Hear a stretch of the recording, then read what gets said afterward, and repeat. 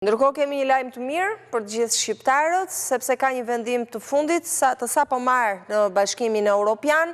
Shqipëria përfshihet në listën e vendeve që do të mund të lëvizin lirshëm përgjatë kësaj vere, sikurse edhe vendet e Bashkimit Evropian. Ne jemi pjesë e zonës Schengen, sepse kemi liberalizimin e vizave, pavarësisht se nuk jemi vend ende i Bashkimit Evropian.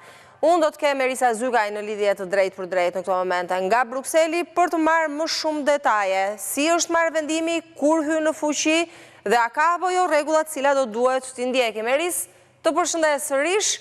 Atëherë na jep detaje për këtë lajm të mirë. Më lejo që të shpreh emocionin në radhë të parë se është një lajm shumë pritur për të gjithë shqiptarët. Kemi marrë kaq shumë mesazhe nga qytetarë në të gjitha mënyrat e mundshme se kur do ndodhte që ABC-ja t'i mbante të informuar dhe më në fund ja dolëm që t'i anuncojmë qytetarëve shqiptarë që ky vendim u mor. Sot është vetëm faza paraprake e marrjes së vendimit, bëhet fjalë për takimin e 27 ambasadorëve të Bashkimit Evropian. Të 27 ambasadorët kanë vendosur që Shqipëria, Serbia dhe Maqedonia të bëjnë tashmë pjesë në listën e vendeve të sigurta lidhur me situatën epidemiologjike COVID-19. Sigurisht që ky nuk është vendimi zyrtar, vendimi zyrtar pritet të mbetet të merret të premten gjatë një takimi të ministrave të financës që nuk ka të bëjë në fakt me çështjen e heqjes së kufizimeve për udhëtimet e vendeve të treta, por kjo do kaloj si një pikë tjetër.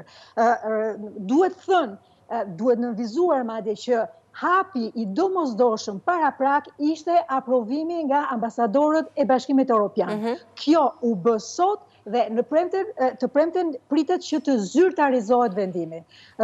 Ne kemi ndjekur në mënyrë të veçantë, Juli, dua ta theksoj sepse jam përpjekur në mënyrë të veçantë, jo vetëm me Komisionin Evropian, jo vetëm me Presidencën, jo vetëm me Këshillin e Ministrave, që prej muajsh dhe ju rikujtoj këtu që javën e fundit ka qenë pothuajse një vënie parapërgjegjësie me pyetjen që ne i drejtuam Komisionit Evropian dhe institucioneve evropiane që kjo është një detyrim që ata i detyrohen qytetarëve të Shqipërisë, qytetarëve të Ballkanit, pasi kanë përmbushur kriteret kryesore. Pra pse u mor ky vendim? Tashmë edhe shtetet anëtare të Bashkimit Evropian janë të vetëdijshme, janë të ndërgjegjësuara që Shqipëria, Maqedonia e Veriut edhe Serbia përmbushin kriteret kryesore që kanë 75, më pak se 75 të infektuar në çdo 100.000 banor për 2 javët e fundit, kanë një trend pozitiv të situatës epidemiologjike, që do të thotë kanë shumë më pak vdekje për shkak të COVID-19, kanë shumë më pak të shtruar në spitale për shkak të COVID-19. Gjithashtu secili nga qytetarët shqiptarë nëse do të dëshirojë që të udhtojë mund të bëjë një test PCR që është i nevojshëm, pra se sa të disponueshëm janë këto test për qytetarët shqiptar, avancon procesi i vaksinimit, edhe pse nuk bëhet fjalë për vaksinim me vaksina të miratuara nga EMA, nga Bashkimi Evropian. Pra, Erisa, pak më nga dalë që t'i sqarojmë këto rregullat një nga një, që t'i kuptojnë të gjithë. Sepse ka njerëz që kanë hallë, kanë probleme, duan të udhtojnë, njerëz që duan të shohin të afërmit e tyre, që kanë qenë bllokuar për një vit pa lëvizur.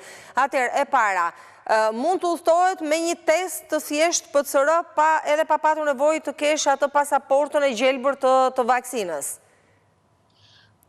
Ky është lajmi kryesor. Pra, kjo është kryesorja.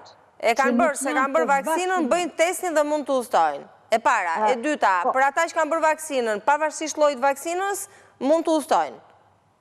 Mund të udhtojnë dhe ata, ka vende që do t'i pranojnë edhe vaksinat kineze, edhe vaksinat ruse. Ne e dim që në Shqipëri është bërë një vaksinim i konsiderueshëm me këto vaksina. Për momentin nuk kemi emra të përveçëm të shteteve anëtare të cilat i lejojnë, por mua më është komunikuar nga disa shtete anëtare të Bashkimit Evropian që duke filluar nga një korriku, ato do të bëjnë publik që në fakt do të pranojnë edhe vaksinat e tjera. Pra, mund të bëhet fjalë për më shumë se 7 shtete anëtare deri në 10 shtete anëtare të Bashkimit Evropian që të pranojnë të vaksinuar me vaksinën kineze ose me vaksinën ruse, por e përsëris dhe një herë, Juli, dhe shumë e rëndësishme, të gjithë personat që nuk janë të vaksinuar mund të udhtojnë duke bërë një test PCR 72 orë para udhëtimit në një nga shtetet e Bashkimit Evropian.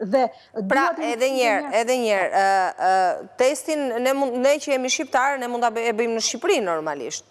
Duhet të bëjmë test pas mbritjes në një vend të caktuar, në një vend të Bashkimit Evropian së pari dhe së dyti. Ata që kanë bërë vaksinën dhe e kanë, sepse nga i Albania mund të printohet pra të merret vërtetimi vaksinës ose pasaporta i gjelbër sikurse po quhet. Duhet i nështrojnë testit pavarësisht bërjes së vaksinës? Është shumë e rëndësishme që qytetarët shqiptar të bëjnë testin PCR 72 orë para udhëtimit në një nga vendet e Bashkimit Evropian. Ky është kusht. Po si në një nga vendet, këtë më sqaro. Se po më thuan në një nga vendet. Se testin e bëjmë në Shqipëri. Juli, nëse ju për shembull, nëse ti do të udhëtosh në Francë, ti do të bësh një test PCR 72 orë para se të udhëtosh në Francë. Pra në Shqipëri, sepse u konfunduan pak te kjo. Mirë, kjo është e qartë.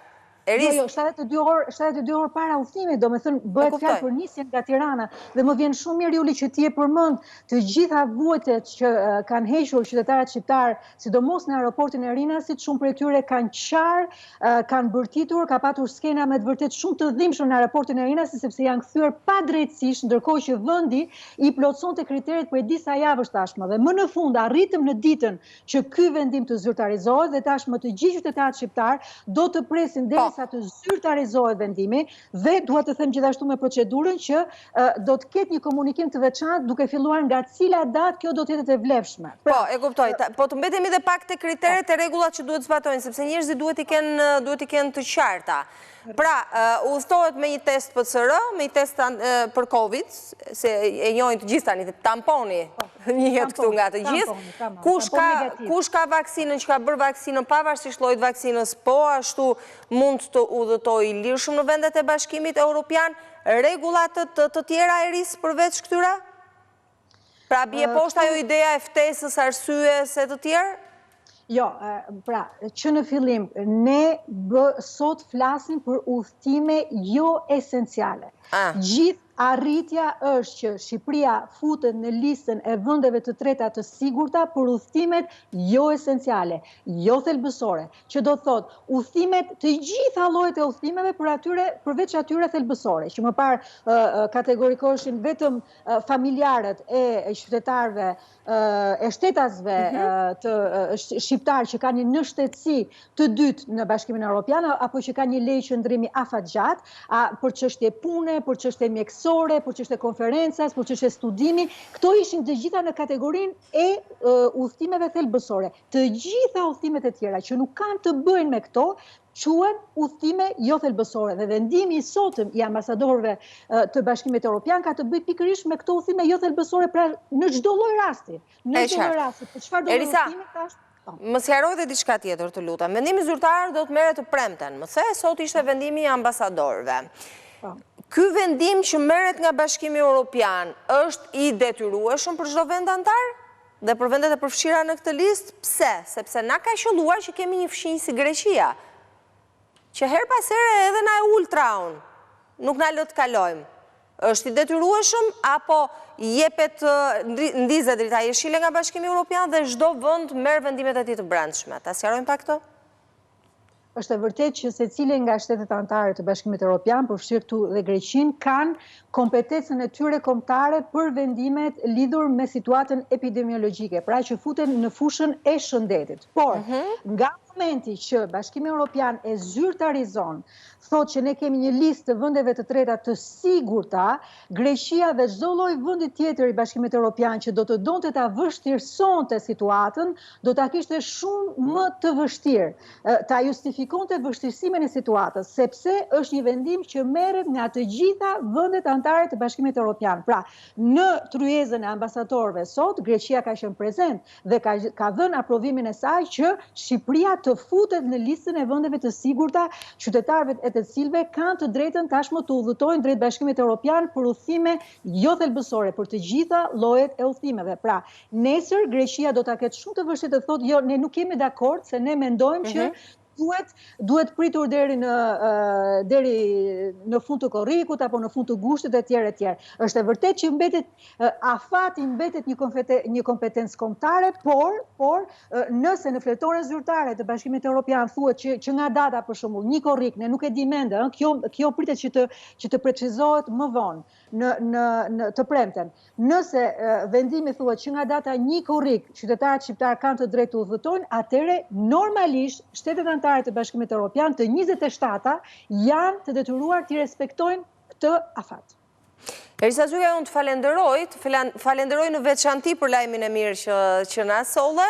Për ndo kënd mund mos ketë shumë interes, po për ata mira qytetarë që kanë familjet jashtë, që kanë probleme, kanë dhe gëzime, pse jo, tashmë do të mund të lëvizin lirshëm gjithmonë në datën që do të vendose dhe këtë do të mësojmë ditën e premte. E rëndësishme është që vendimi umor, shqiptarët mund të lëvizin lirshëm, sikurse dhe qytetarët e vendeve të tjera të Bashkimit Evropian. Eris, të falenderoj. Falenderit, edhe shumë e rëndësishme, Juli, nuk janë me mira, janë me qindra mira. Ti nuk e ke idenë se sa mesazhe kemi marrë. Do me thënë, ka patur një vëmendje jashtëzakonisht të përqendruar kur do merret vendimi, dhe më në fund umor. Faleminderit. Ishte Erisa Zyga nga Brukseli në këtë lidhje të drejtë për vendimin e ambasadorëve të 27 vendeve anëtare të Bashkimit Evropian që Shqipëria, Serbia dhe Maqedonia e Veriut të jenë në listën e vendeve të sigurta, sikurse edhe vendet e tjera të Bashkimit Evropian dhe qytetarët e këtyre vendeve mund të lëvizin po ashtu lirshëm. Duke bërë tamponin apo PCR-n dhe kush ka bërë vaksinën, pavarësisht llojit të vaksinës, do të mund të udhëtojë. Pra hiqet dorë nga udhëtimet esenciale dhe kalojmë tek udhëtimet e përgjithshme. Ndalemi në publicitet dhe kthehemi bashkë.